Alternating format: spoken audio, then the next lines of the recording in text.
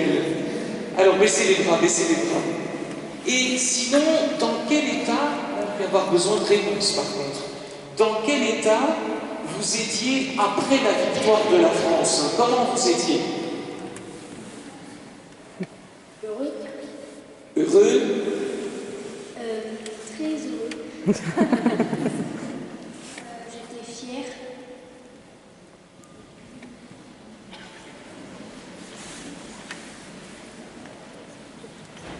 Fière d'être en finale. Fier d'être en finale. D'autres choses encore? Ok. Eh bien, vous voyez, ces deux sentiments-là, c'est ce qu'on vient d'entendre dans les lectures. La prière pour que une des équipes gagne, c'est la situation de la première lecture.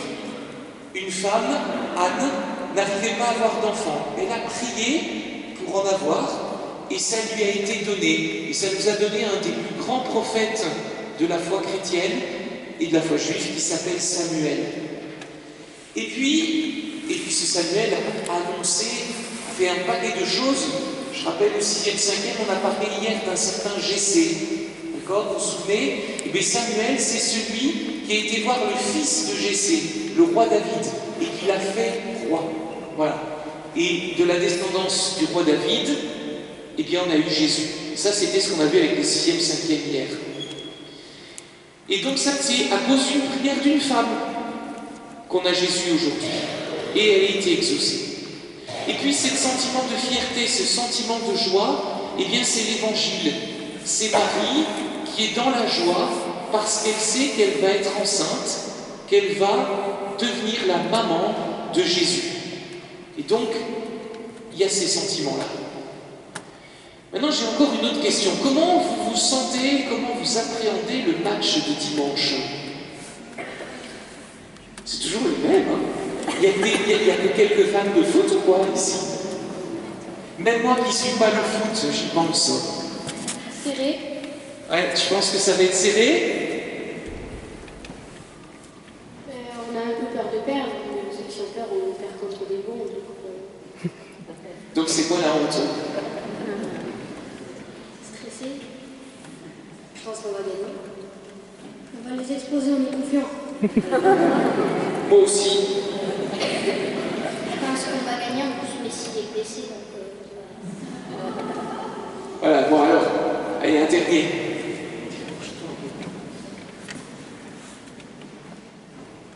Ça va être très facile. C'est-à-dire, bon, alors, ça c'est exactement ce qui se passe à Noël. Parce qu'à Noël, dans la crèche que vous avez là, mais ok, il y a Jésus qui naît, mais les circonstances de sa naissance sont un peu compliquées. Là, on vous a mis de la belle mousse, on vous a mis de la belle paille. Mais dans la crèche, à mon avis, ça sentait un peu plus le purin qu'autre chose. Puis Marie et Joseph étaient loin de chez eux. C'était pas simple. Et puis ils ont dû partir en catastrophe parce que le roi de l'époque voulait un peu de mal à Jésus. Et le mot un peu est gentil. Et donc c'était serré. Mais ça a marché. Comment il est Jésus le jour de Noël? Quels sont les sentiments d'un bébé le jour de sa naissance, à votre avis?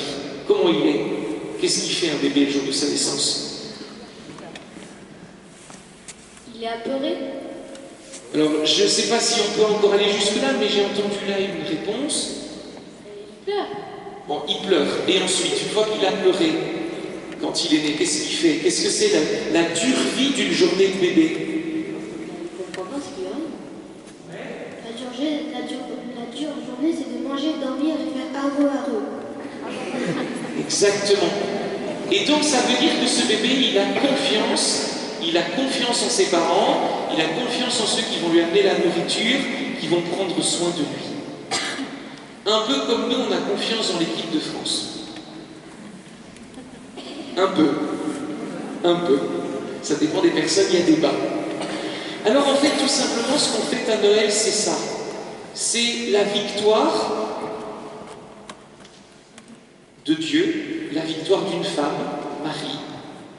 Nous fêtons la confiance de Jésus la confiance de Jésus envers Marie, envers Joseph, mais la confiance de Dieu aussi envers nous tous. C'est ce qu'on fait à Noël. Dieu a confiance en chacun et chacune d'entre nous. Il a confiance en nous parce que nous tous, eh bien, nous allons pouvoir transmettre cette vie de Jésus au monde.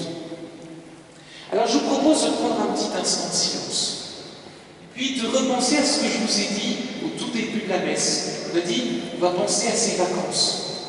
Eh bien, repensez de nouveau à ces vacances qui passent, qui vont arriver, à ces fêtes qu'on va vivre. Et chacun peut se poser cette question, moi le premier, comment je vais amener un peu de cette vie de Jésus, de cette confiance de Jésus, là où je serai pendant ces 15 jours de vacances.